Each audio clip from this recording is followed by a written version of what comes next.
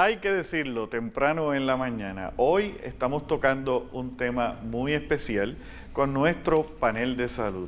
Estamos hablando de lo que el corazón pide, el cerebro se lo muestra. Así que debemos todos, las personas que están escuchando este programa y los que estamos aquí presentes, comenzar el día diciendo: estamos saludables, somos ricos en abundancia de conocimiento, de espíritu, de todas las cosas buenas. Oye, no tenemos agua en la pluma, pero tenemos el agua de vida de que nuestro Señor nos dejó, que es pura palabra.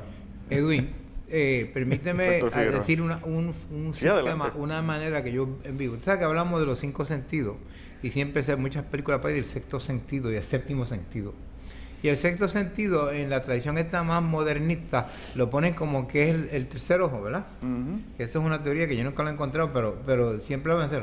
Pues yo para mí creo que el sexto sentido es el corazón. Y yo por lo menos lo uso. Yo educo a los estudiantes y médicos que estudian conmigo que para desarrollar la intención terapéutica apropiada tienes que conectarte de corazón a corazón con el paciente. Digo, tú haces una conexión de corazón a corazón y tú vas a ver cómo cambia la relación tuya con ese paciente y empieza a despertar a tu intención. Y hay otra situación adicional, que es lo que le llaman en inglés el gut feeling. El gut feeling Por el cerebro todo, entérico. eso es todo. Cuando llamo corazón es el plexo completo que incluye de los sentimientos. De hecho, ahorita... Pero ese gut feeling es la intuición. Exacto. Entonces el paciente te empieza a dar información que fluye entre tú y tu corazón a corazón, y tu intuición empieza a trabajar, sabes qué vas a hacer y qué vas a escoger, qué punto empiezo, qué medicina le recomiendo, cuál es el primer paso, y eso es la comunicación que yo creo que existe. O debe existir, debe existir. Cuando hay una comunicación sincera entre dos personas, se dice que es de corazón a corazón, yo te estoy hablando.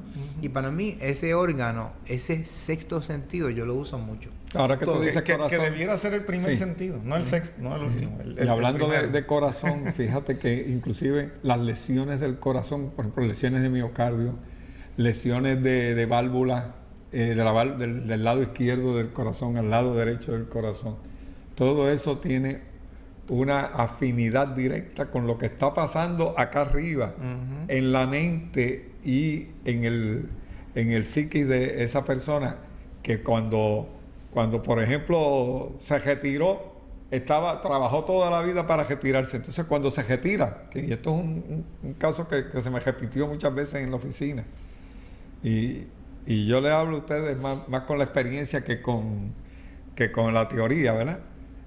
Porque es la forma de entenderlo y es la forma en que lo viví. Por ejemplo, esa persona que toda la vida estuvo cotizando para retirarse, entonces se retira, y él pensaba que cuando se retirara iba a hacer esto, iba a hacer aquello, iba a hacer lo otro. Entonces se encuentra con la realidad de que cuando se retira no puede hacer lo que él había pensado que iba a hacer.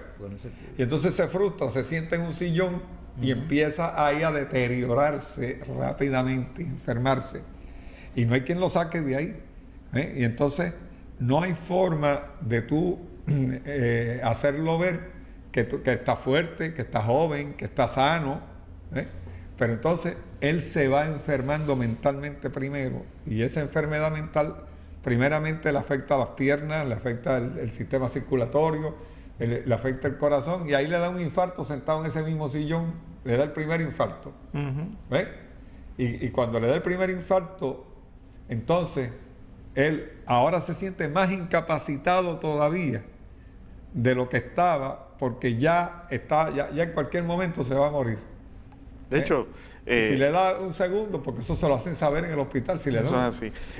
saliste bien de saliste bien de este, ahora tienes que cuidarte, porque si te da otro, puede ser mortal. De hecho, una de las cosas que primero suceden es que cuando a un paciente se le diagnostica cáncer, quizás tuvo ese problema o tuvo esa condición durante ya algún tiempo y no reflejaba prácticamente ningún síntoma. Tan pronto la persona se entera, recibe la noticia, vemos que rápidamente se deteriora, comienza a deteriorarse y empiezan a haber unos cambios que son más visibles, más palpables. Déjame explicar algo, porque empezamos hablando de Hammer. Ahí es donde el doctor Hammer establece las diferentes fases de un proceso que que puede empezar en la psiquis, después se manifiesta en el cerebro y a la vez se empieza a manifestar en el resto del cuerpo, por ejemplo. Y ahí la validez en realidad de Hammer es que él pudo, basado en la experiencia propia después de la pérdida súbita de un hijo, de un hijo de 19 años, que él empieza a desarrollar y llega el momento en que desarrolla cáncer. Él y su esposa desarrollan cáncer a raíz de la muerte trágica de un accidente, sí. Y entonces la validez que tiene la nueva medicina germánica de Hammer es que él puede documentar, él puede clasificar estos procesos. Y entonces ese primer proceso, que puede ser la pérdida de un hijo, que puede ser la pérdida del trabajo, que puede ser una situación...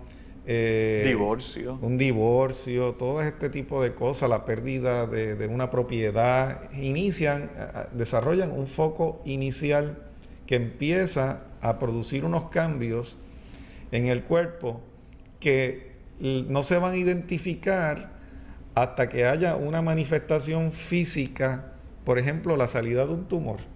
Entonces, ¿qué sucede? Él dice que el cuerpo reacciona de manera defensiva dependiendo de la capa germinal en el cerebro o embriónica del cerebro donde se da esa primera lesión. Va a establecerse una conexión con un órgano específico del cuerpo. Y entonces esa primera etapa, que es la etapa fría que él llama, que es que a la persona se le enfrían las manos, es la parte donde dominan las actividades simpáticas del cerebro o de estrés, la parte del sistema nervioso vegetativo de estrés, comienza a darse este cuadro que cuando se detecta el tumor, si no se ha resuelto el problema inicial, entonces se crea otro foco, se le llama foco Hammer, a la lesión que se produce a nivel del cerebro cuando el paciente recibe esa segunda noticia de que tiene cáncer, precisamente porque en nuestra mentalidad, en nuestro aprendizaje, pues se le ha llevado la noción a la persona de que el cáncer es algo que le puede quitar la vida y entonces ahí se genera un segundo foco. O sea que si no se corrige... Déjame hacerte una aclaración siempre pienso en el que nos está viendo allá, que no entiende todo lo que estamos hablando y que necesita una comprensión. En el caso específico de esto que estamos hablando, si hay médicos que nos están escuchando también, profesionales de la salud, es comprobable, esta teoría de Hammer es comprobable con un brain scan. Exacto. Y podemos ver, eso que Norman está explicando, lo podemos ver en un área del cerebro donde se produce y donde emite unos anillos concéntricos. Una lesión con unos anillos. Dice respecto a eso el doctor Hammer que encontró que cada enfermedad se origina de una experiencia traumática inesperada. O sea, cada enfermedad.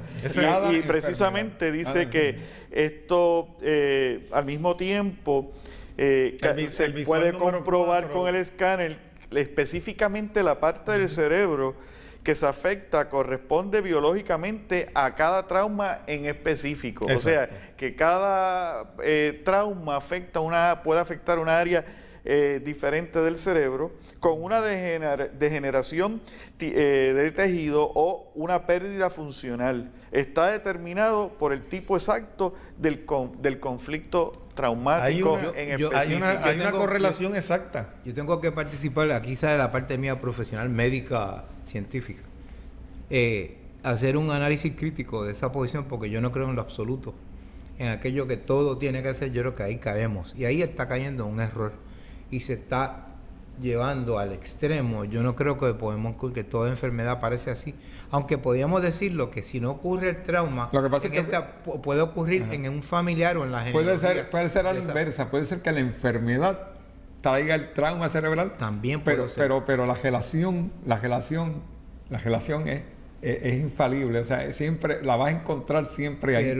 Pero estamos hablando de enfermedades de un niño de 6 meses. Porque puede ser un accidente. Sí, pero lo que pasa es que puede ocurrir en el padre o en la madre. Exacto. Y entonces en la visión china te dice que se heredan esos gusanos, dicen ellos. Y ellos llaman gusanos, una traducción de eso. Así que lo que pasa también es que el trauma puede ocurrir en generaciones previas. Quiero aclararle para que esa teoría pueda entenderse.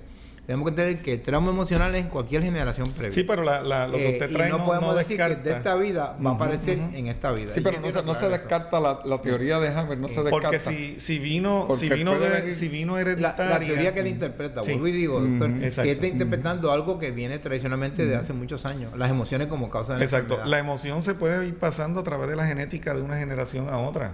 Seguro. ¿Ok? Y las pero, emociones. pero en algún momento dado, y fíjate, ahí es donde vemos la explicación, por ejemplo, para que se den estas situaciones donde niños están desarrollando cáncer a los 6 meses, al año, a los 2, a los 3 años de vida.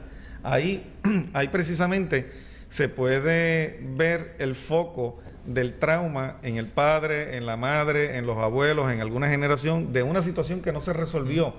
Creó los cambios estructurales en la genética que entonces se pasan de una generación a otra y entonces se manifiestan. Ahí habría que buscar también, o sea, ahí habría que Después de buscar la Biblia, que el los pecados de los foco padres llegarán hasta la cuarta generación. hasta la tercera y cuarta generación. O sea, pero con todo y con eso, fíjate, yo que he podido leer bastante de Hammer, él explica que aún así, aunque haya sido heredado, va a crear los focos mediante los cuales también hay que ayudar a ese ser, no importa la edad que tenga, a resolver esa situación.